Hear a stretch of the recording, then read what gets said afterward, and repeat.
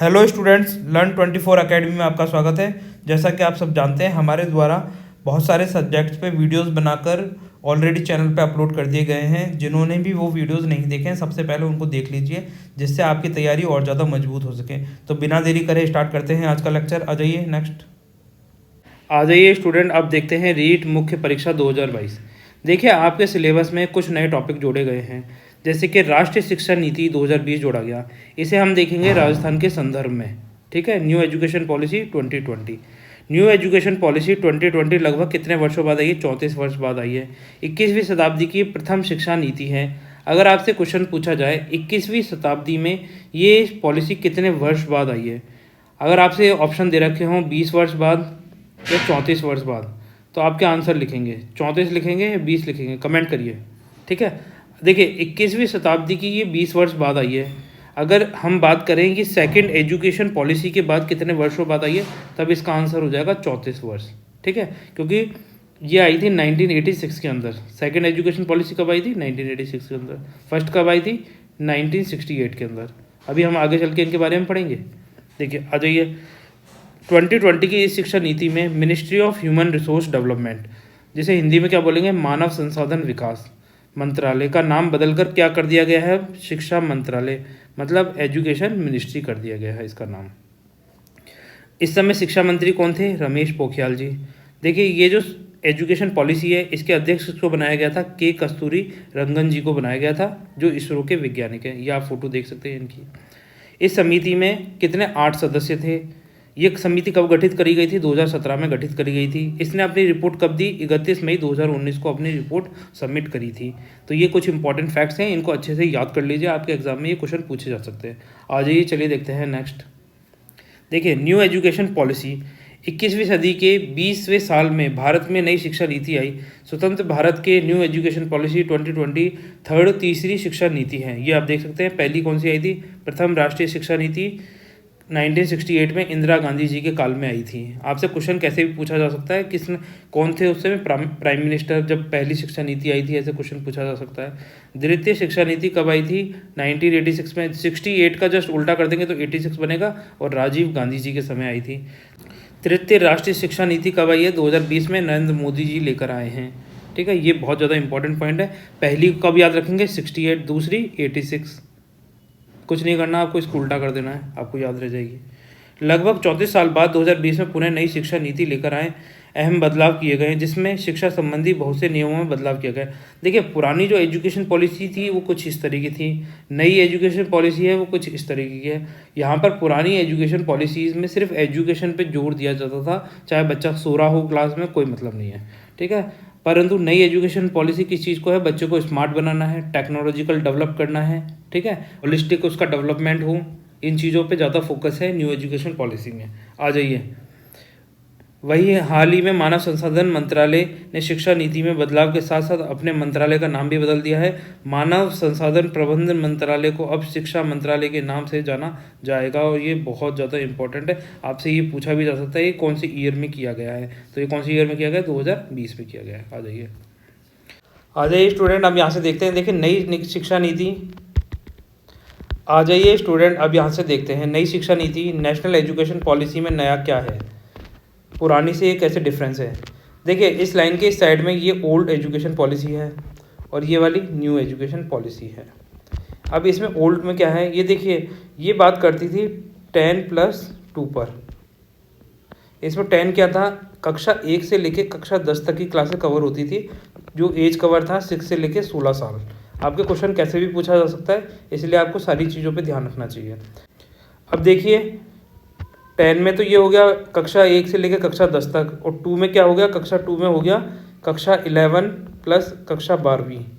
और कितने age group? As 16 से लेकर 18। आ जाइए, अब ये न्यू एजुकेशन पॉलिसी देखते हैं। देखो, इसको 4 हिस्सों में बांटा गया है। फाउंडेशन, प्रेपरेटोरी मतलब इनिशियल क्लास की बात कर रहा है, मिडिल क्लास की बात कर रहा है, और सेकेंडरी क्लास की बात कर रहा है। प्रेपरेटोरी मतलब प्रारंभिक कक्षा। आ जाइए, अब ये देखेंगे, ये वाली देखते हैं। इसमें देखिए 5 क्लासेस हैं। कौन कौन सी? Nursery, LKG, UKG, class first and class second. ये टोटल मिला के 5 क्लासेस हो गई। फाउंडेशनल क्लास 5 क्लासों की बात करता है, nursery, LKG, UKG, class first and class second. तो हम इसमें बोलेंगे इसमें टोटल कितनी क्लास है, 5 क्लास है। ठीक है। अब ये जो सेकंड है प्रिपरेटरी इनिशियल स्टेज की बात कर रहे हैं, इसमें 3 क्लासेस हैं। कौन कौन सी? 3rd + 4th + 5th। ठीक है। तो टोटल मिला के कितनी क्लासेस हो गई? इसमें 3 क्लास हो गई। तो यहाँ पे 5 क्लासेस हो गई, यहाँ पे 3 क्लास हो गई। फिर उसके ऊपर ये जो थर्ड स्टेज है जिसे मिडिल स्टेज बोला गया है, इसके अंदर कितनी क्लासें हैं? इसके अंदर 3 क्लासें हैं, 6th + 7th + 8th। ये 3 क्लासेस हो गई। ये भी टोटल कितनी हो गई? 3 हो गई। तो हमने देखा 5 + 3 + 3, और फिर आगे चलकर जो 4th स्टेज है जिसे सेकेंडरी क्लास बोला गया है, इसमें कौन कौन सी क्लासेस आएंगी? इसमें आएंगी 9th 10th 11th और 12th क्लास आएंगी। इसके अंदर 4 क्लासेस आएंगी टोटल मिला के। तो हम ये ऐसे बोल सकते हैं नई एजुकेशन पॉलिसी में 5 + 3 + 3 + 4 करके ये इस तरीके से बांटा गया है क्लासेस को। ठीक है। आ जाइए इसको अब आगे देखते हैं, इनको साफ कर देते हैं जिससे आप ये पढ़ सकें। देखिए जो नई एजुकेशन पॉलिसी लिख रहे हैं 2020 के तहत 2030 तक शैक्षणिक प्रणाली को निश्चित किया गया है, और वर्तमान में चल रही कौन सी चल रही है? 10+2, ये हमने देखी थी अभी। इसके मॉडल के स्थान पे कौन सी ला रहे हैं? नई एजुकेशन पॉलिसी ला रहे हैं जिसमें क्या है? 5 + 3 + 3 + 4 शैक्षणिक प्रणाली के आधार पर पाठ्यक्रम को विभाजित किया जाएगा। जो हमारा जो सिलेबस है इस तरीके से मॉडिफाई किया जाएगा। और नई शिक्षा नीति 2020 के लिए जो केंद्र और राज्य सरकारें हैं वो अब इन्वेस्टमेंट इसी तरीके से डिसाइड करेंगी, है ना। इनका भी एक लक्ष्य होगा कि दोनों सेंट्रल गवर्नमेंट और स्टेट गवर्नमेंट मिलके कितना इन्वेस्टमेंट करेंगे न्यू एजुकेशन पॉलिसी में। अब देखिए नई एजुकेशन पॉलिसी 2020 के तहत सकल नामांकन अनुपात, है ना, जो स्कूल में एनरोलमेंट किया जाता है उसे 2030 तक 100% करने का टारगेट रखा गया है। देखिए जिसमें केंद्र तथा राज्य सरकारें, central government and state government क्या करेंगी? देश की जो जीडीपी है उसका 6% कंट्रीब्यूट करेंगी किसमें? शिक्षा क्षेत्र में सहयोग देने के लिए। आपको ये बहुत अच्छे से याद रखना है कितना परसेंट? 6% करेंगे। और ये बहुत ज़्यादा इंपॉर्टेंट है किसका? देश की जीडीपी का, स्टेट की जीडीपी का नहीं, देश की जीडीपी का। ऐसे याद करना है आपको। जब आप ऐसे याद करेंगे तो आपको ये चीज़ याद रहेगी। आ जाइए नेक्स्ट देखते हैं। देखिए आ जाइए, अभी हमने देखो 4 चरण देखे थे। पहला चरण हमने फाउंडेशन स्टेज देखा था। देखिए दूसरे चरण में हमने देखा था प्रीपेटरी स्टेज, जिसे इनिशियल स्टेज बोलते हैं या प्रारंभिक स्टेज भी बोल सकते हैं। तीसरा चरण हमने देखा मिडिल स्टेज। चौथा चरण हमने देखा सेकेंडरी स्टेज। देखो पहले चरण में क्या है? 5 वर्ष का है, दूसरा 3 वर्ष का, तीसरा 3 वर्ष का और चौथा 4 वर्ष का।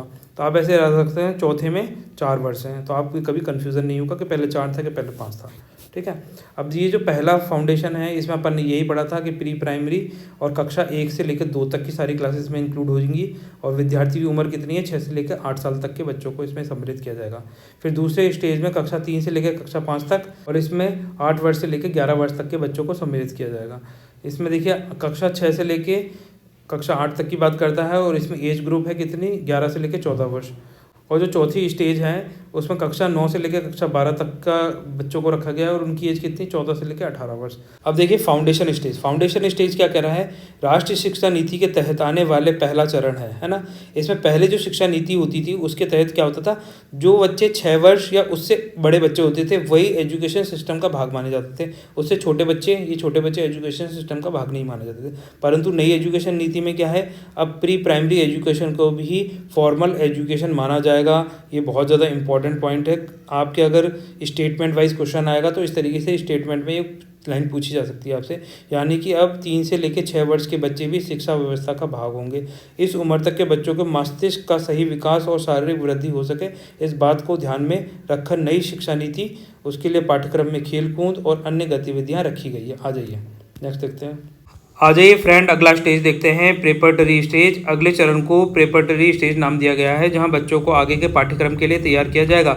इस स्टेज में कक्षा 3 से लेकर 5 तक को शामिल किया गया है, और उनकी उम्र कितनी है? 8 से लेकर 11 वर्ष तक। देखिए इस स्टेज की जो सबसे बड़ी खासियत है वो यही है कि इन कक्षाओं में छात्र अपनी मातृभाषा और स्थानीय भाषा में पढ़ाई कर सकते हैं। यही नहीं, वे चाहें तो परीक्षा भी स्थानीय भाषा में या मातृभाषा में दे सकते हैं। तो देखो इतना ज़्यादा इंपॉर्टेंट प्रोविज़न किया गया है, क्योंकि सबसे ज़्यादा क्या है इस स्टेज के अंदर बच्चे अपनी मातृभाषा और जो अपनी स्थानीय भाषा है उसको बहुत ज़्यादा अच्छे से जानते हैं, और अगर वो इस चीज़ में ही पढ़ाई करेंगे और इसी में एग्ज़ाम देंगे तो वो ज़्यादा अच्छे नंबर ला पाएंगे। ठीक है। नई शिक्षा नीति के तहत ये कदम सही सोच के उठाया गया है कि अपनी भाषा में ज्ञान अर्जित करना ज़्यादा रोचक व सरल होता है। इसके चलते विद्यार्थी को दिया ज्ञान ज़्यादा प्रभावी और कारगर हो सकता है। आ जाइए, चलिए देखते हैं नेक्स्ट। आ जाइए स्टूडेंट, अब देखते हैं मिडिल स्टेज। देखिए ये मिडिल स्टेज भी 3 वर्षों की होगी। आप ये देख सकते हैं इस स्टेज में कक्षा 6 से लेकर 8 तक के विद्यार्थी आएंगे। इनकी उम्र कितनी होगी? 11 से 14 वर्ष के बीच हो सकती है। इस कक्षा से अब कंप्यूटर ज्ञान, कोडिंग जानकारी दी जाने लगेगी। आप ये देख सकते हैं कंप्यूटर का ज्ञान ले रहे हैं, कोडिंग कर सकते हैं बच्चे यहाँ बैठकर। ठीक है, सभी को आवश्यक रूप से रुचि के अनुसार व्यावसायिक प्रशिक्षण भी दिया जाएगा और इसके बाद इंटर्नशिप भी करवाई जाएगी। ये बहुत ज़्यादा इंपॉर्टेंट है होलिस्टिक डेवलपमेंट के लिए, ये चीज़ें तो होनी ही चाहिए। इसके लिए उन्हें मार्क्स भी मिलेंगे। इस तरह से प्रशिक्षण के साथ उन्हें व्यावहारिक समझ भी विकसित हो जाएगी। इस चरण में बच्चों को बाकी सब्जेक्ट के साथ कोई भी एक भारतीय भाषा जैसे क्षेत्रीय भाषा का भी आवश्यक रूप से ज्ञान दिया जाएगा। आ जाइए, देखिए सेकेंडरी स्टेज 4th, ये 4 सालों की होगी। इसमें इस स्टेज में कक्षा 9 से 12वीं तक के छात्र आएंगे। उनकी उम्र कितनी होगी? 14 से 18 वर्ष हो सकती है। नई राष्ट्रीय नीति के अनुसार अब कक्षा 9 से 12 तक के विद्यार्थियों को सेमेस्टर वाइज परीक्षा देनी होगी। ठीक है, अब 4th स्टेज में क्या होगा? सेमेस्टर सिस्टम लागू कर दिया जाएगा। जैसे अभी तक तो क्या सिस्टम था, ईयर एंड के समय में हम एक एग्ज़ाम देते थे, वो पास हो जाता था, नेक्स्ट क्लास में चले जाते थे। सेमेस्टर में क्या होगा? आपके अलग अलग सेमेस्टर होंगे, जैसे 6 महीने बाद एक हो गया और एक लास्ट में हो गया। ठीक है, अब जैसे इस एग्ज़ाम के और इस एग्ज़ाम के इनके एवरेज मार्क्स के बेसिस पे आप नेक्स्ट क्लास में आगे जाते हैं। जबकि पहले परीक्षा साल भर में एक बार होती थी, जिससे बच्चे परीक्षा के पहले 3 महीने ही पढ़ते थे। ठीक है, लेकिन अब ऐसा नहीं होगा। साल भर में 2 परीक्षाएं होने से छात्रों को अध्ययनरत रहना होगा, मतलब उनको कंटिन्यू पढ़ाई करते रहना होगा। अब छात्रों को आर्ट्स, साइंस, कॉमर्स में से किसी एक स्ट्रीम को ही पढ़ने की बाध्यता खत्म कर दी गई है। ठीक है, अब ये क्या कर सकते हैं, जैसे मान लीजिए कोई साइंस का स्टूडेंट है, वो साथ साथ आर्ट्स का इकोनॉमी वाला सेक्शन भी पढ़ना चाहता है, तो वो इकोनॉमी ले सकता है अपने साइंस के साथ में, है ना। छात्र चाहे तो साइंस, कॉमर्स विषय के साथ साथ आर्ट्स के विषय भी ले सकता है। हालांकि इसके लिए विषयों के एक पूल बनाए जाने की भी व्यवस्था की जाएगी। आ जाइए नेक्स्ट देखते हैं। देखिए नेशनल एजुकेशन पॉलिसी संबंधित कुछ इंपॉर्टेंट फैक्ट दे रखे हैं। अब देखिए वोकेशनल ट्रेनिंग को दिया जाएगा महत्व। वोकेशनल ट्रेनिंग क्या होती है? वोकेशनल ट्रेनिंग ये होती है कि विद्यार्थियों को पढ़ाई के साथ साथ जैसे अपने जो एनवायरनमेंट में जो चीज़ें होती हैं, जैसे बागवानी हो गया, बिजली का काम हो गया, बर्तन हो गए, मिट्टी के बर्तन, ठीक है, ऐसे आदि काम होते हैं, वो भी उनकी ट्रेनिंग दी जाती है कि कैसे बनाए जाते हैं। इनको आप अपनी खुद की रियल लाइफ में प्रैक्टिकल करके देखें, है ना। इसी को वोकेशनल ट्रेनिंग बोलते हैं। नई शिक्षा नीति के अंतर्गत 2025 तक वोकेशनल पढ़ाई कराने वालों का प्रतिशत कितना करना है? 50% लाने का लक्ष्य रखा गया है। कब तक रखा गया है? 2025 तक रखा गया है। ये बहुत ज़्यादा इंपॉर्टेंट है, आप इसको अच्छे से याद करें।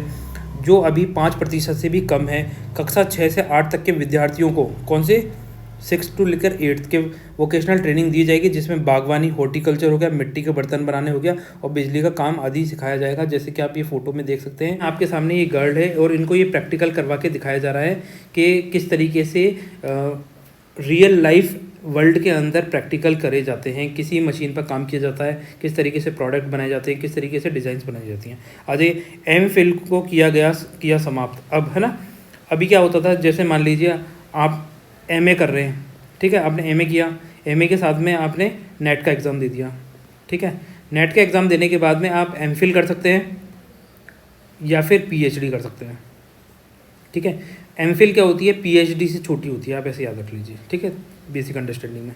तो अब एमफिल को समाप्त कर दिया, डायरेक्ट पीएचडी करो, ठीक है। एमफिल को समाप्त कर दिया गया है और अब जो बीएड का कोर्स होगा वो कितने साल का होगा? 4 साल का होगा। नई एजुकेशन पॉलिसी 2020 में एमफिल कार्यक्रम को ख़त्म कर दिया गया है। साथ ही अब बीएड प्रोग्राम को 2 वर्ष से बढ़ाकर 4 वर्ष कर दिया गया है। भारतीय भाषाओं को बढ़ावा देना। नई शिक्षा नीति के तहत कक्षा 5 तक अंग्रेजी की अनिवार्यता हटा मातृभाषा तथा क्षेत्रीय भाषा में पढ़ाने की सुविधा दी जाएगी, ठीक है। साथ साथ विदेशी भाषाओं को भी सम्मिलित किया जाएगा। विद्यार्थियों को अब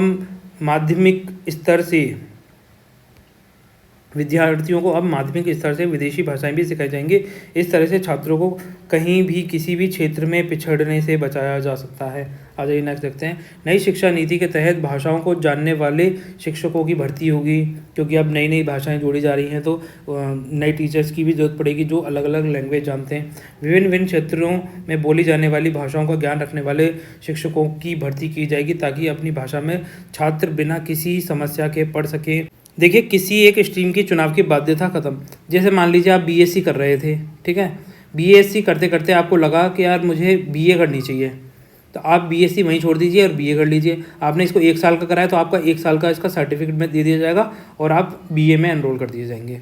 तो आप ऐसे कभी भी कर सकते हैं। और बाद में आपको लगता है कि बीए कंप्लीट करने के बाद आपको बीएससी कंप्लीट करनी है, तो ये 1 साल तो अभी कर चुके हैं, तो इसके बाद के जो सेकंड और थर्ड ईयर होते हैं वो आप बाद में कर लीजिए, कैसे भी कर सकते हैं, है ना। अब स्कूल व कॉलेज में किसी भी एक स्ट्रीम को चुनने की बाध्यता खत्म कर दी गई है। छात्र अपने विषय अपने पसंद से चुन सकते हैं। इसके लिए पाठ्यक्रम में विषयों का पूल बनाया जाएगा, जिसमें छात्रों को अपने सब्जेक्ट का चुनाव करने में सुविधा होगी। शिक्षा के साथ कौशल विकास पर भी ध्यान दिया जाएगा। कौशल विकास का क्या मतलब है, उनको है ना, जैसे मान लीजिए हर किसी का कोई इंटरेस्ट होता है, जैसे आपका इंटरेस्ट है कि आप कोई रिसर्च करना चाहते हैं या कोई मशीन बनाना चाहते हैं, तो आपको उस चीज़ के लिए भी प्रेरित किया जाएगा कि आप ये काम भी करिए। आपकी जो स्किल्स हैं वो डेवलप करी जाएंगी, है ना। आ जाइए, नई शिक्षा नीति के में अब छात्रों को शिक्षा के साथ साथ कौशल विकास पर भी ध्यान दिया जाएगा। उन्हें शुरुआती कक्षाओं से ही संगीत, नृत्य, योग, मूर्तिकला आदि अन्य कलाओं में भी पारंगत किया जाएगा, मतलब स्किल्डफुल बनाया जाएगा कि उनकी स्किल डेवलप हो चुके।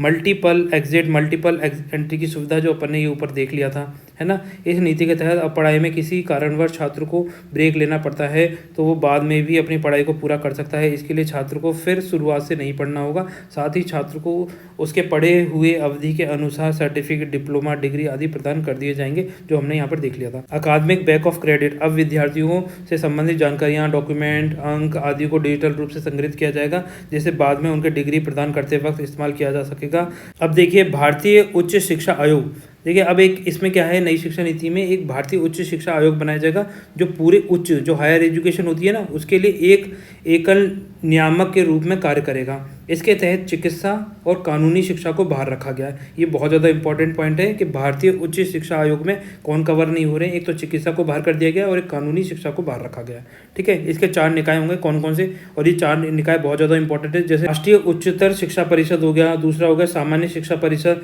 तीसरा हो गया राष्ट्रीय प्रत्यायन परिषद और चौथा हो गया उच्चतर शिक्षा अनुदान परिषद। और देखिए, विकलांग बच्चों के लिए भी नई शिक्षा नीति में बदलाव किए गए हैं। आ जाइए नेक्स्ट देखते हैं। आ जाइए, देखिए नई शिक्षा नीति के उद्देश्य, ऑब्जेक्टिव क्या है। देखिए, न्यू एजुकेशन पॉलिसी के मेजर ऑब्जेक्टिव हैं। इसका पहला ऑब्जेक्टिव तो यही है कि शिक्षा के क्षेत्र में भारत को महाशक्ति बनाना है ना। इसके साथ साथ जो शैक्षिक नीतियां हैं, जो हम शैक्षिक नीतियां बनाते हैं, उससे संपूर्ण भारत में शिक्षा का उचित स्तर प्रदान किया जा सके, ठीक है, जिससे शैक्षिक क्षेत्र में क्या होगा, गुणवत्ता है, क्वालिटी एजुकेशन प्रोवाइड कर सके। भारत में बच्चों को तकनीकी और रचनात्मक, टेक्निकल एंड इनोवेटिव शिक्षा के साथ साथ क्वालिटेटिव एजुकेशन भी दी जा सके। ये मेजर ऑब्जेक्टिव्स हैं न्यू एजुकेशन पॉलिसी के, ठीक है। इसके लिए क्या होगा, शिक्षा में गुणवत्ता लाने के लिए केंद्र सरकार के तहत नई शिक्षा नीति शुरू की गई है, जो अभी हम पढ़ रहे हैं। और देखिए, शिक्षा बजट के लिए सुझाव दिए गए थे, जैसे कि आपसे सुझाव पूछ ले जाएं कि क्या होना चाहिए, तो आप ऐसे बता सकते हैं। नई नेशनल एजुकेशन पॉलिसी लागू करने में सरकारी खर्च का जितना भी जो सरकारी खर्च होता है उसका 20% कहाँ खर्च करना चाहिए, एजुकेशन में खर्च करना चाहिए। स्कूल कॉलेजों में ऑनलाइन स्टडी के लिए फ्री मोबाइल इंटरनेट की सुविधा मिलनी चाहिए। कोविड से बचाव और सैनिटाइजेशन के लिए भी बजट में अलग रकम दी जाए। एजुकेशन लोन लेने आसान बनाया जाए, इस पर ब्याज की भी दरें कम की जाए। तो ये ऑब्जेक्टिव होने चाहिए हमारे, है ना, न्यू एजुकेशन पॉलिसी में, जिससे हम एजुकेशन को बढ़ावा दे सकें। आ जाइए नेक्स्ट। आ जाइए, अब ये क्वेश्चन कर लेते हैं। बताइए, भारत में अब तक कितनी बार शिक्षा नीति आ चुकी है ना। तो कितनी बार शिक्षा नीतियाँ आ चुकी हैं, आपको ये बताना है इसका आंसर। ऑप्शन ए में 10 बार आ चुकी हैं, ऑप्शन बी 4 बार आ चुकी हैं, ऑप्शन सी 3 बार आ चुकी हैं और ऑप्शन 4 5 बार आ चुकी हैं। तो बताइए इसका आंसर। देखिए, आपको क्या करना है, आपको पता है, वीडियो को करना है पॉज और इसका आंसर लिखना है कमेंट सेक्शन में। और इसके लिए आपको मिलते हैं 5 सेकेंड। 5 सेकेंड में जल्दी से आप इसका आंसर कमेंट सेक्शन में लिख दीजिए, जिससे आप खुद से कॉन्फिडेंस फील कर सकें, ठीक है। तो देखिए, 5 सेकेंड हो गए हैं, मैं इसका आंसर आपको बताता हूँ। अब तक इंडिया में 3 बार एजुकेशन पॉलिसी आ चुकी हैं। देखिए, पहली बार कब आई थी, 1968 में, दूसरी बार कब आई थी, 1986 के अंदर, और तीसरी बार कब आई है, 2020 के अंदर आई है। तो ये 3 बार हमारे देश में शिक्षा नीति आ चुकी हैं। आ जाइए नेक्स्ट देखते हैं। आ जाइए नेक्स्ट क्वेश्चन करते हैं। बताइए, स्कूल पाठ्यक्रम के 10+2 पैटर्न की जगह अब कौन सा पैटर्न रहेगा।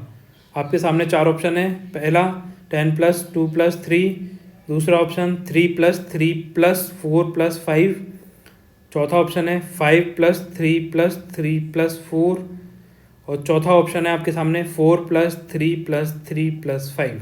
तो इसका आंसर कमेंट सेक्शन में लिखना है आपको। वीडियो को पॉज करिए और इसका आंसर दीजिए जल्दी से, ठीक है। तो आपके ये 5 सेकेंड होने वाले हैं, जल्दी से आंसर लिख दीजिए आप। और ये आपके 5 सेकेंड हो चुके हैं। अब मैं इसका आंसर आपको बताता हूँ। देखिए, इसका आंसर है सी, 5+3+3+4। और आपको इसको चारों नाम लिखने हैं, ठीक है। कौन कौन से चार नाम है, जैसे फर्स्ट क्या था, फाउंडेशन क्लास थी, ठीक है, दूसरी क्या थी, तीसरी क्या थी, चौथी क्या थी, ऐसे नाम थे ना, वो नाम बताइए। चलिए क्वेश्चन नंबर 3, नई शिक्षा नीति 2020 के अनुसार शिक्षा पर सकल घरेलू उत्पाद जीडीपी का कितना प्रतिशत खर्च किया जाएगा। तो बताइए इसका आंसर। वीडियो को पॉज करिए और इसका आंसर कमेंट सेक्शन में लिखिए। इसके चार ऑप्शन है, मैं बता देता हूँ। पहला ऑप्शन 8%, दूसरा ऑप्शन 10%, तीसरा ऑप्शन 6% और चौथा ऑप्शन 12%। तो आई थिंक कि आपने वीडियो को पॉज किया है और इसका आंसर कमेंट सेक्शन में लिख दिया है। तो मैं अब इसका आंसर आपको बताता हूँ। 6% कितना देंगे भारत की जीडीपी का, कौन मिलकर देंगे, सेंट्रल और स्टेट गवर्नमेंट दोनों मिलकर भारत की जीडीपी का 6% शिक्षा के क्षेत्र में अनुदान देंगे। आ जाइए, खर्च करेंगे मतलब। आ जाइए अब करते हैं नेक्स्ट क्वेश्चन। बताइए नई नीति का उद्देश्य उच्च शिक्षा में सकल नामांकन अनुपात को 100% तक सुधारना है। तो ये कौन से वर्ष तक करना है। आपके सामने चार ऑप्शन है। पहला ऑप्शन 2030, दूसरा ऑप्शन 2035, तीसरा ऑप्शन 2025 और चौथा ऑप्शन 2040। तो इसका आंसर आप कमेंट सेक्शन में लिखिए। वीडियो को पॉज करिए और मैं आपको 5 सेकंड देता हूँ इसके लिए। तो आई थिंक आपने इसका आंसर लिखा होगा और आपके 5 सेकंड भी हो गए हैं अब। तो चलिए मैं इसका आंसर बताता हूँ। देखो इसका आंसर है 2030 तक। कब तक, 2030 तक 100% एनरोलमेंट करना है। आ जाइए नेक्स्ट देखते हैं। आ जाइए अब करते हैं नेक्स्ट क्वेश्चन। बताइए न्यू एजुकेशन पॉलिसी में early child care education ECCE की उम्र कितनी रखी गई है। आपके सामने चार ऑप्शन हैं। 3 से लेके 8 वर्ष, दूसरा ऑप्शन है 4 से लेके 7 वर्ष, तीसरा ऑप्शन है 2 से लेके 6 वर्ष और चौथा ऑप्शन है 3 से लेके 6 वर्ष। तो देखिए आपको इसका क्या करना है, वीडियो को पॉज करना है, कमेंट सेक्शन में आंसर लिखना है और ये क्वेश्चन आपके लिए होमवर्क है। चलिए तो आप जल्दी जल्दी कमेंट करिए और इसका आंसर हम नेक्स्ट लेक्चर में करेंगे। तब तक आप वीडियो को लाइक एंड शेयर कर दीजिए, चैनल को सब्सक्राइब कर लीजिए और आपकी कोई क्वेरीज़ हैं, कोई सजेशन है तो आप कमेंट सेक्शन में लिख सकते हैं। तो मिलते हैं नेक्स्ट लेक्चर में, तब तक के लिए बाय।